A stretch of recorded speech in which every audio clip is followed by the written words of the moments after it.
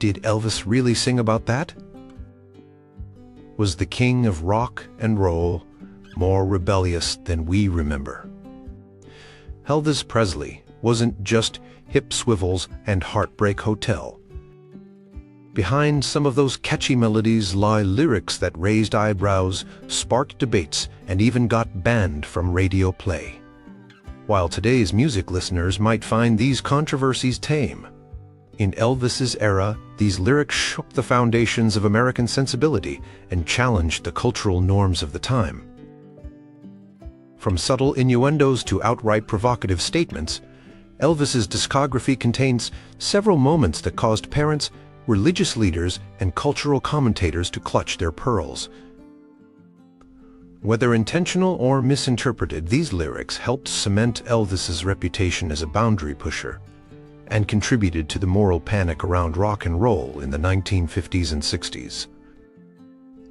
The controversies surrounding Elvis's music weren't always obvious. Sometimes it was the delivery, that famous sneer or suggestive hip movement while singing seemingly innocent words that transformed ordinary lyrics into something parents feared. Other times, it was the underlying themes or the cultural context that made certain songs feel dangerous to the established order.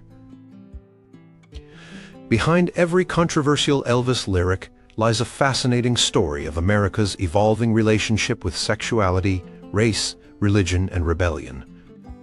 What might seem quaint by today's standards once had the power to scandalize a nation and influence a generation of young people eager to break free from conventional restraints.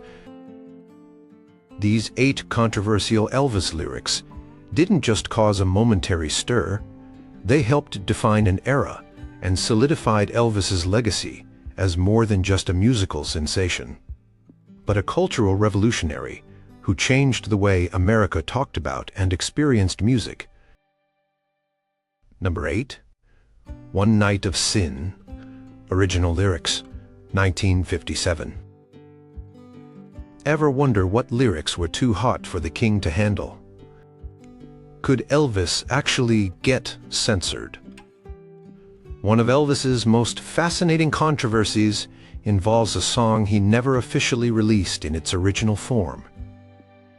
One Night of Sin, written by Dave Bartholomew Pearl King and Anita Steinman, was first recorded by Smiley Lewis in 1956, with its original suggestive lyrics intact. When Elvis decided to record the song, the title and key lyrics underwent significant changes before the official release. The original opening line sang by Lewis was, "One night of sin is what I'm now paying for." This direct reference to illicit relations was considered far too explicit for mainstream audiences in the late 1950s, especially coming from someone as influential as Elvis. The song's themes of regret following a night of passion pushed boundaries even by today's standards. But in the conservative 1950s, such direct references to sexual encounters were taboo for pop music. Elvis's label, RCA Records, insisted on changing the lyrics to something more palatable before they would release it. The result was One Night with You, which transformed the song from a tale of sexual regret to one of romantic longing. The new opening line became, "One night with you is what I'm now praying for," shifting the narrative from sinful indulgence to romantic desire. What many Elvis fans don't know is that Elvis actually recorded the original version with the sin lyrics in 1957, but this recording remained unreleased until 1983, long after his death. The controversy surrounding this song reveals how carefully managed Elvis's image was, despite his reputation as a hip-swinging rebel. His management team and record label worked diligently to ensure that while Elvis could be sexy and suggestive, he wouldn't cross certain explicit lines in his commercial releases.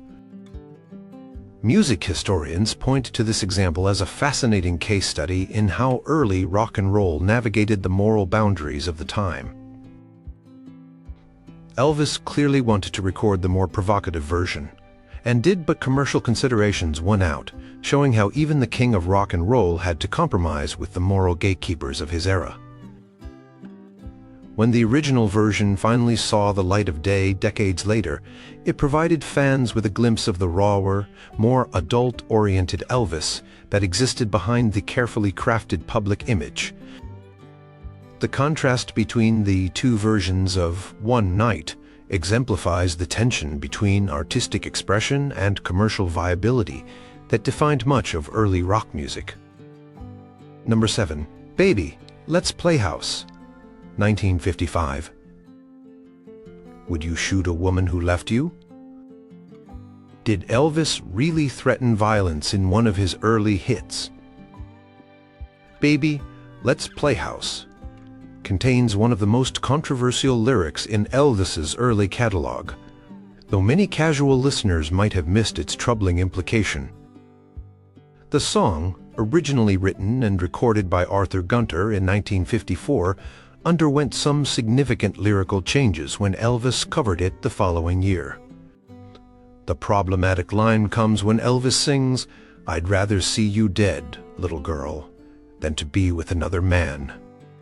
This casual reference to murder out of jealousy slipped past many listeners who were more focused on the infectious rockabilly rhythm and Elvis's energetic delivery. The line suggests that death would be preferable to seeing a former lover with someone new, a sentiment that normalizes possessive, potentially violent attitudes toward women. What makes this controversy even more interesting is how this lyric was not in Arthur Gunter's original version. Elvis and his team modified the lyrics, adding this threatening line that wasn't present in the source material. This wasn't merely Elvis covering a controversial song, it was Elvis actively inserting a more controversial element into an existing song. In the 1950s, songs about unrequited love or romantic jealousy were common, but explicit threats of violence were not typically part of mainstream pop music. However, the line delivered in Elvis's manic, playful style somehow made it acceptable enough for radio play. The song became one of Elvis's early hits on the Sun Records label, helping establish his career before his move to RCA. Years later, this lyric would gain additional notoriety when John Lennon borrowed it for the Beatles' song "Run for Your Life," singing the nearly identical line, "I'd rather see you dead, little girl, than to be with another man." Lennon later expressed regret about the song, calling it one he always hated because of its misogynistic tone. Cultural critics today point to Baby, Let's Playhouse as an example of how different the standards were regarding the portrayal of gender relations in popular music of the 1950s. The casual threat of violence against a woman for her romantic choices passed without much comment at the time, highlighting how normalized such possessive attitudes were in the era's popular culture.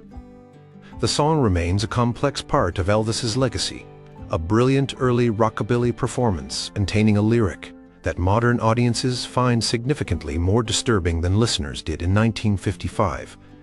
The controversy reminds us that even beloved cultural icons like Elvis were products of their time, occasionally reflecting as problematic. Number 6. A Bighunk of Love, 1959. Can music be too sexually charged for radio? What made this Elvis hit too hot for some stations? A Bighunk of Love might sound innocent enough to modern ears, but when Elvis released this energetic rock number in 1959, its thinly veiled sexual innuendo caused considerable controversy. The song's title itself raised eyebrows, with hunk serving as a barely disguised euphemism in the context of the lyrics. The controversy centered around lines like, "You're just a natural-born beehive, filled with honey to the top, and I'm gonna stick like glue, stick because I'm stuck on you," While these metaphors might seem quaint by today's standards, in the late 1950s, such suggestive language pushed the boundaries of what was considered appropriate for mainstream radio. What made A Big Hunk of Love particularly controversial was Elvis's delivery. His aggressive, passionate vocal performance transformed the somewhat innocent-sounding lyrics into something much more suggestive. When Elvis declared, "I got a big hunk of love" with his signature growl and hip movements during performances, there was little doubt about the subtext. The song was recorded during Elvis's first session after his Army discharge, and some music historians suggest that his time in the military had matured both his voice and his willingness to embrace more adult themes. A Big Hunk of Love represents a more confident, sexually assertive Elvis than many of his earlier recordings. Despite, or perhaps because of its suggestive nature, the song became Elvis's first #1 hit after his return from military service. This commercial success, despite the controversy, demonstrated Elvis's unique position in American culture. He could push boundaries in ways that other performers couldn't, protected somewhat by his immense popularity and the devotion of his fans. Some conservative radio stations initially refused to play the song or requested edited versions with less suggestive delivery. Religious groups pointed to songs like A Big Hunk of Love as examples of rock and roll's corrupting influence on America's youth. One Southern preacher famously denounced the song as a transparent attempt to inflame the basest desires of teenagers. The controversy surrounding A Big Hunk of Love illustrates the generational divide of the late 1950s. While parents and authority figures heard dangerous sexual undertones, teenagers embraced the energetic performance and the hint of rebellion in Elvis's delivery. The song became an anthem of youthful defiance, precisely because adults found it objectionable. Music industry veterans note that A Big Hunk of Love represents an important transition in American popular music, where sexual innuendo began to become more acceptable if it was cleverly disguised. Elvis's ability to make suggestive material commercially successful paved the way for countless artists who would push those boundaries even further in the decades to come. Number 5. Hound Dog, 1956. Did Elvis steal from a black female artist? Was his biggest hit actually about something entirely different? Few Elvis songs generated as much controversy as Hound Dog, though not necessarily for the lyrics themselves, but for their context and Elvis's adaptation of them. The song was originally written by Jerry Leiber and Mike Stoller for blues singer Big Mama Thornton, who recorded it in 1952. Her version was explicitly about a worthless man, a hound dog who wasn't good for anything. When Elvis recorded his version in 1956, the lyrics remained largely the same, but the context and meaning shifted dramatically. In Elvis's hands, lines like "You ain't nothing but a hound dog, crying all the time," and "You ain't never caught a rabbit," and "You ain't no friend of mine," lost their original meaning as a woman's criticism of a freeloading man. Instead, they became somewhat nonsensical. Why would Elvis be complaining about someone being a hound dog? This transformation sparked accusations of cultural appropriation that continue to this day. Critics argued that Elvis had sonified a blues song with clear meaning and context for white audiences, stripping it of its original significance. Big Mama Thornton's powerful condemnation of a no-good man became, in Elvis's version, just a catchy rock and roll number with movements that scandalized parents. The controversy deepened because of the financial disparity between the two versions. While Thornton's original recording sold respectable numbers for a blues record, Elvis's version became one of the best-selling singles of all time. Thornton reportedly received only $500 for her recording, while Elvis made millions and cemented his place in music history with her song. Religious and conservative critics found different reasons to object to Hound Dog. It wasn't the lyrics that concerned them as much as Elvis's performance of the song. His famous television performances, particularly on The Milton Berle Show in June 1956, caused nationwide outrage because of his suggestive hip movements while singing. These performances earned him the nickname Elvis the Pelvis, and led some religious leaders to declare him a corrupting influence on America's youth. The song itself became inseparable from these controversial performances. When Elvis appeared on The Ed Sullivan Show later that year, cameras famously showed him only from the waist up during Hound Dog to avoid broadcasting his hip movements to American homes. This censorship only increased the song's notoriety and appealed to teenagers eager to rebel against such restrictions. Music scholars have long debated whether Elvis was aware of the problematic aspects of adapting Thornton's song. Some defend him by pointing out that he frequently acknowledged his black influences and expressed admiration for the original performers.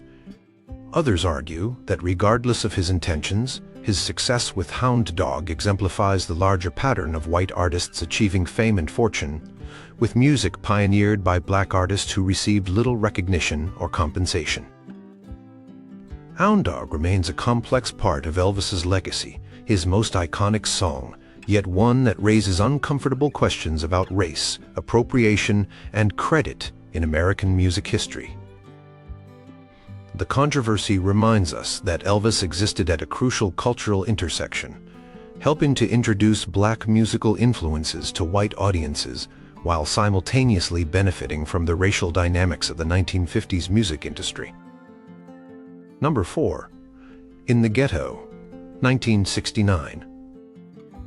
Can a white man from Mississippi sing about inner-city poverty? Should Elvis have ventured into social commentary? When Elvis released In the Ghetto in 1969, he ventured into territory he had largely avoided throughout his career: explicit social commentary.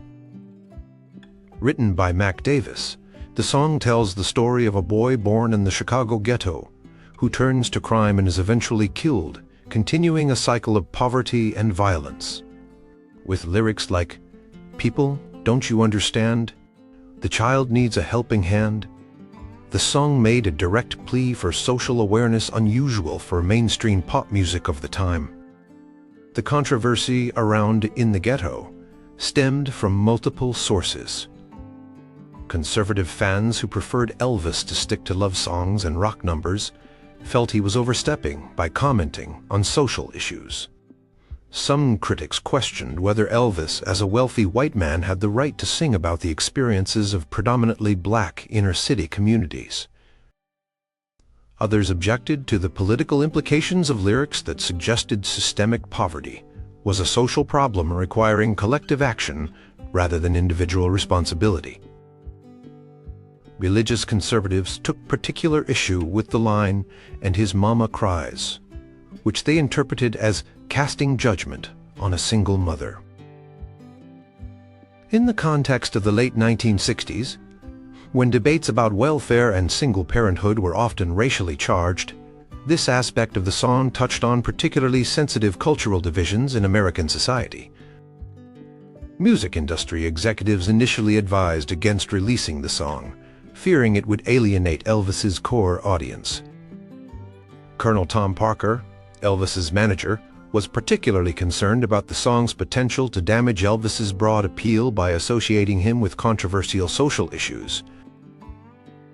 Elvis, however, insisted on recording and releasing the song, one of the rare instances where he directly challenged his manager's commercial instincts. The gamble paid off commercially. In the Ghetto reached number 3 on the Billboard Hot 100 and became Elvis's first top 10 hit in the United States in 4 years. Its success demonstrated that Elvis could still connect with a changing audience in the socially conscious late 1960s. However, the controversy around the appropriateness of Elvis addressing such issues never fully subsided. Black community leaders and civil rights activists had mixed reactions to the song. Some appreciated the mainstream attention to inner-city issues, while others criticized what they saw as a simplistic treatment of complex social problems. James Brown, the godfather of soul, reportedly commented that while he respected Elvis's intentions, talking about the ghetto ain't the same as living in it. In the Ghetto represented a significant artistic risk for Elvis at a crucial point in his career. After years of making formulaic movies with forgettable soundtracks, he was attempting to re-establish his musical relevance. The song's controversy actually helped in this regard, prompting serious discussion about Elvis's artistic choices in a way that hadn't happened for years. Music historians now point to In the Ghetto as an important moment in Elvis's later career, showing his willingness to engage with the changing social consciousness of the late 1960s. The controversy surrounding the song highlights the complex intersection of race, class, and celebrity that Elvis navigated throughout his career, often with more nuance than his critics acknowledged. Number 3. Heartbreak Hotel, 1956. Could a song about suicide top the charts? Did Elvis's breakthrough hit glorified depression? Heartbreak Hotel, Elvis's first major hit with RCA Records and his breakthrough into national stardom, sparked controversy, not for sexual content but for its bleak subject matter. Written by Tommy Durden and Mackay Bornaxton, the song was reportedly inspired by a newspaper article about a man who committed suicide, leaving behind a note that simply read, "I walk a lonely street." The lyrics describe profound loneliness and depression with lines like, "I get so lonely I could die," and, "Although it's always crowded, you still can find some room where broken-hearted lovers do cry away their gloom." In an era when pop music typically offered a beat, romantic fare, Heartbreak Hotel stood out for its unrelenting focus on despair and emotional desolation. Mental health professionals of the time expressed concern about the song's potential impact on impressionable teenagers. Several psychologists went on record suggesting that the song's popularity indicated a disturbing trend toward melancholy and self-destructive behavior among American youth. One prominent psychiatrist called the song an anthem to hopelessness and questioned whether it belonged on public airwaves. Religious leaders were particularly vocal in their criticism of Heartbreak Hotel. They objected to the song's setting a hotel where the desk clerks dressed in black as an obvious metaphor for hell or purgatory. The line, "I'm so lonely I could die," struck many religious critics as flirting with suicidal ideation, which conflicted with religious teachings about the sanctity of life. Parents and educators worried about the song's morose tone influencing teenagers. School counselors reported anecdotal increases in melancholy behavior among students who were fans of the song. Some schools even banned the playing of Heartbreak Hotel at school dances, claiming it created the wrong atmosphere for healthy adolescent socialization. What made Heartbreak Hotel particularly controversial was Elvis's delivery. His aching, echoing vocals and the song's sparse, reverberating production created an atmosphere of genuine desolation unusual for pop music of the time. Critics argued that Elvis wasn't just singing about loneliness, he was making it seductive, even glamorous. The controversy intensified when Elvis performed the song on national television. His physical appearance, the slicked back hair, smoldering eyes, and black attire, completed the image of brooding darkness that concerned parents and authority figures. One columnist famously described Elvis performing Heartbreak Hotel as a recruitment poster for emotional instability. Despite, or perhaps because, of these controversies, Heartbreak Hotel topped the Billboard charts for 8 weeks and launched Elvis to superstardom. The song's success demonstrated that American audiences were ready for pop music that dealt with darker emotions and more complex themes than the standard fare of the early 1950s. Music historians now recognize Heartbreak Hotel as a pivotal moment in popular music, one that helped establish rock and roll's capacity to express genuine emotional pain. The controversy surrounding its themes foreshadowed later debates about songs dealing with depression, suicide, and emotional distress, debates that continue in music criticism to this day. Number 2. Such a Night. 1960. Can describing a romantic encounter be too explicit? Why did this Elvis track get banned in the UK?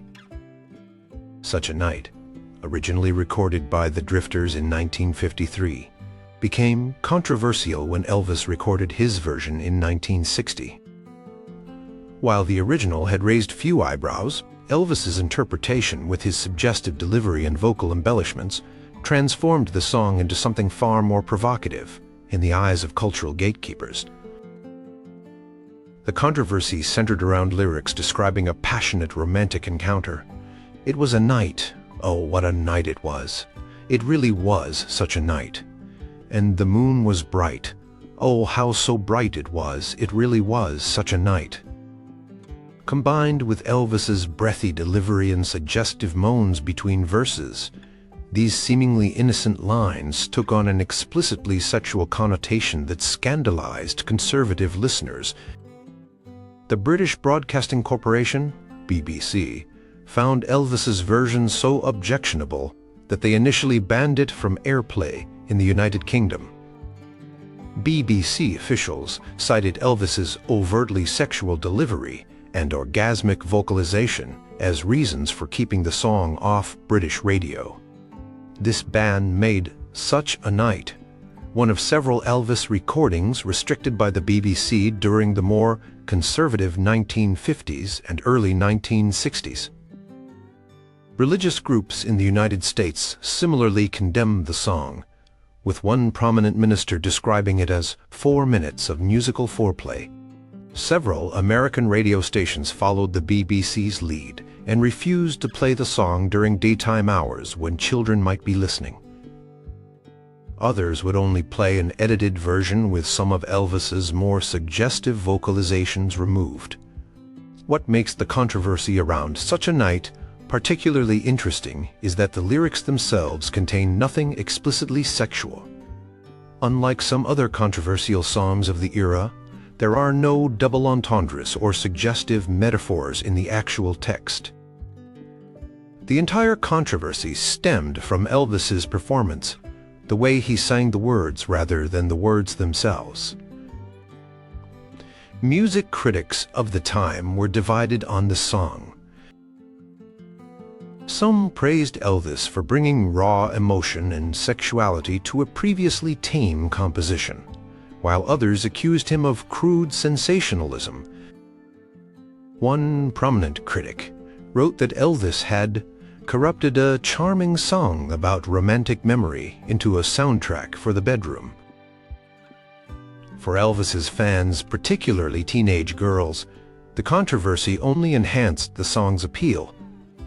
The suggestion that Such a Night was somehow forbidden made it more desirable, and many fans reported listening to it in secret, away from disapproving parents. Record stores reported that the controversy actually boosted sales, particularly among younger buyers who had to convince their parents to let them purchase it. The controversy surrounding Such a Night illustrates how Elvis's voice itself was considered a provocative instrument. His ability to infuse seemingly innocent lyrics with sexual undertones through his delivery was a key component of his appeal and his cultural impact. It also demonstrates how standards of acceptable expression in popular music have evolved over time. What once required censorship is now considered mild by contemporary standards. Number 1. Jailhouse Rock, 1957. Could a song about prison be hiding homosexual references? Was Elvis singing about something taboo in plain sight? Jailhouse Rock, one of Elvis's most enduring hits, and the title track for one of his most successful films, contains perhaps the most surprising, controversial lyrics of his career.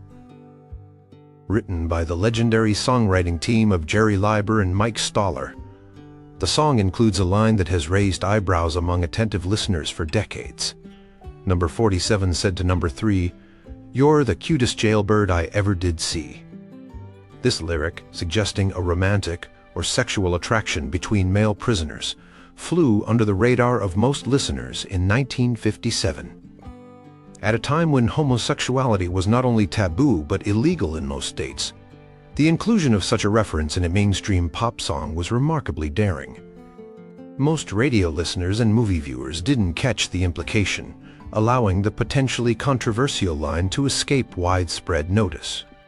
When asked about the lyric years later, jocker Mike Stoller confirmed that the line was an intentional, tongue-in-cheek reference to homosexual attraction. He and Leiber had included it as an inside joke, never expecting that it would make it past the censors of the time. Stoller expressed surprise that no one at RCA Records or MGM Studios had objected to the lyric or requested changes. The few cultural commentators who did notice the line at the time generally avoided direct mention of its homosexual implications in their criticism. Instead, they made vague references to the song's unsavory prison atmosphere or unwholesome associations. One Catholic publication advised parents to prevent their children from seeing the film, citing moral concerns, without specifying exactly what those concerns entailed. What makes this controversy particularly interesting is the question of Elvis's awareness. Music historians remain divided on whether Elvis himself recognized the subversive nature of the lyric. Some argue that as a sophisticated performer with connections to the theatrical world through his movie work, he likely understood the implication. Others suggest that Elvis, like most of his audience, may have sung the line without recognizing its double meaning. The controversy gained new life in the 1970s when gay rights activists began celebrating Jailhouse Rock as an early, if coded, representation of homosexuality in mainstream popular culture. Several scholarly articles were published analyzing the song's subversive qualities and its place in the hidden history of LGBTQ representation in American entertainment. Elvis never publicly commented on the lyric's potential meaning, leaving fans and critics to speculate. Colonel Parker, Elvis's manager, reportedly dismissed questions about the line as nonsense when asked in the 1970s, insisting that Jailhouse Rock was just an innocent song about dancing in prison. Jailhouse Rock illustrates how controversial content could sometimes hide in plain sight during the more restrictive 1950s. While explicit references to homosexuality would have been censored immediately, this cleverly disguised line managed to bring a taboo subject into millions of American homes without triggering the moral panic that might have resulted from more obvious treatment of the same theme. The legacy of Jailhouse Rock includes not just its iconic status in Elvis's catalog and its innovative choreography in the film, but also this subtle moment of subversion that challenges the common perception of 1950s popular culture as universally conservative and straight-laced. The controversy, recognized more in retrospect than at the time of release, adds another layer to our understanding of Elvis's complex cultural impact. Were you surprised by the lyrics that caused controversy in Elvis's time? How much has our tolerance for provocative content in music changed since the king ruled the charts?